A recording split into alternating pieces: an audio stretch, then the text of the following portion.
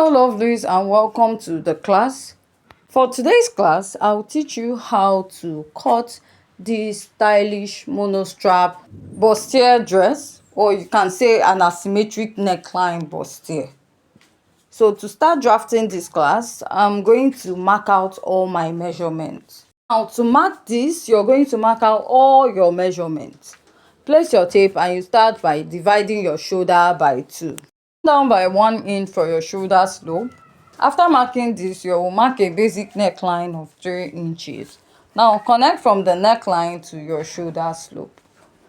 You're going to find your armhole line. The formula for getting this is your bust measurement divided by 6 and add 1.5 to it. Then draw out a straight line on that part. Place back your tape and mark your shoulder divided by 2 again. Now place your ruler and you connect it to the upper part of your shoulder. You want to place back your tape and mark your bust measurement divided by 4. Then divide your armhole into 2. Come out by ½ inch. You're going to place back your ruler. Now connect it to the upper part of your shoulder and connect it to your bust measurement divided by 4. After marking this, you're going to mark your bust pan. Now measure your nipple to nipple and divide it into 2. For example, if your nipple to nipple is 8 inches, divide it by 2, you will get 4 inches. Mark that measurement all the way down. Then go ahead to place your ruler and extend it all the way to the lower part. After marking this at this point, measure from your neckline to your shoulder, divide it by 2, then connect it to your bust line. After connecting it to your bust line, let's mark our dart intake or dart legs. So for a slim person, you just use 1 inch on both sides.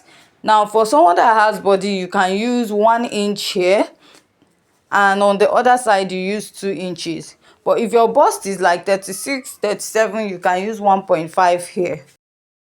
We're going to connect from the bust to the under bust. Then you connect at the other side.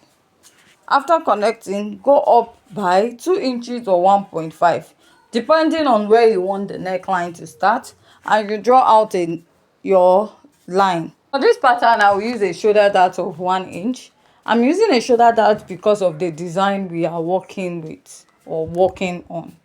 Now you want to connect this all the way to your bust line. When you connect it to that point, we'll now go ahead to insert our body measurements. Now you go ahead to outline your pattern to make it visible. Let's insert our body measurement. Place your tape and mark your bust measurement divided by 4. Then the measurement you have at your shoulder dart and mark, and just add ½ inch for stitching allowance. Unless you want to use more stitching allowance, you can do that. Mark your under bust measurement, divide it by 4. Then you're going to measure this dart again and mark it back. Whatever you take out, replace and add your sewing allowance. Measure your waist, divide it by 4 and mark. Take your dart intake, replace it by the side, then add your sewing allowance. You want to mark your hip measurement, divide it by 4, pick your dart intake and replace it by the side, then add your sewing allowance. After you're done marking this, go ahead to connect this all the way to the upper part, that is from the bust to the under bust, to the waistline of your pattern, and all the way to your blouse length.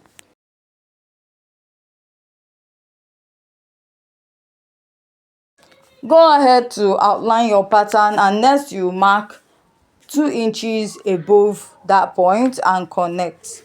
You also want to mark your bust dart. To get your bust dart is measure your shoulder to waist in front and measure your shoulder to waist at the back, minus the measurement you got for the shoulder to waist from that of the shoulder to waist of the front pattern. You get your bust dart, mark it and connect to your nipple to nipple point.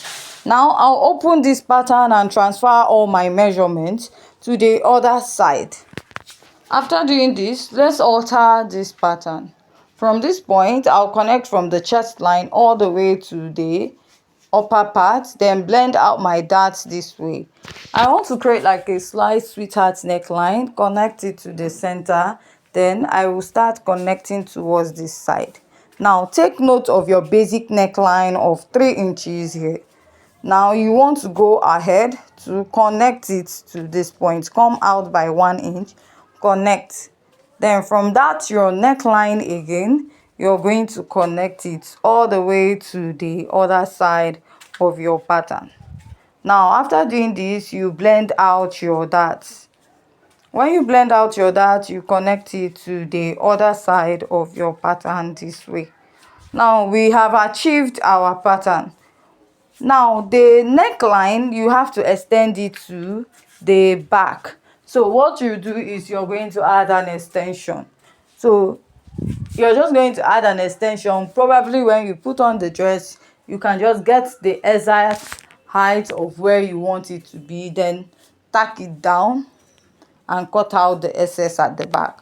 Now we are done. All you have to do is to go ahead to cut out your pattern.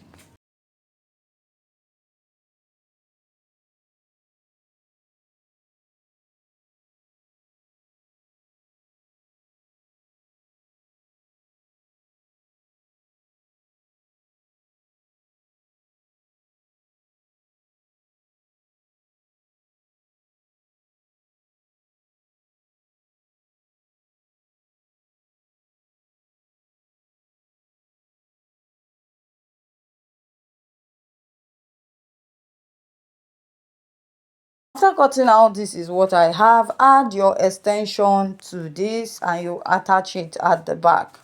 Let's draft the back pattern of this dress. I marked out my shoulder to chest line, shoulder to waist at the back, and my blouse length. I used the same shoulder divided by 2, and I also found my armhole line just like we did for the front pattern. What you need to mark next is your dart, which you mark your nipple to nipple divided by 2 and draw a straight line. Mark ½ inch on both sides, come down by 1 inch here and connect at the upper part. Now extend your dart all the way to your blouse length. Remember, for this pattern we are not using the yoke, we are just starting from the chest line. Mark your bust measurement divided by 4, your sewing allowance. Mark your waist measurement divided by 4, pick your dart intake and replace, add your sewing allowance. Here you're going to mark your hip measurement divided by 4 and then add your sewing allowance. So what I'll do is to connect this all the way up and then connect to the hemline. Come up by 1.5 to 2 inches from the lower part of your pattern, which you're going to go ahead to connect. After connecting, this is what we have for the back pattern. Let me just mark out this area for those that want to also learn how to draft your back pattern. This is what you have, but for this pattern we will not be using the upper part. Now mark the lacing for the back. You can use 1.5, 2 inches or 2.5. Now come down by ½ inch here and also at this upper part and cut out, then connect. This is so that your lacing bar will not be popping up at the upper part of your pattern. So this is what I have here now. All I'll do is to go ahead to cut this out. Remember, like I said, we are not making use of the upper part of this pattern. We are just making use of the lower parts. We're going to attach your strap from the front all the way to the back, just like you have seen.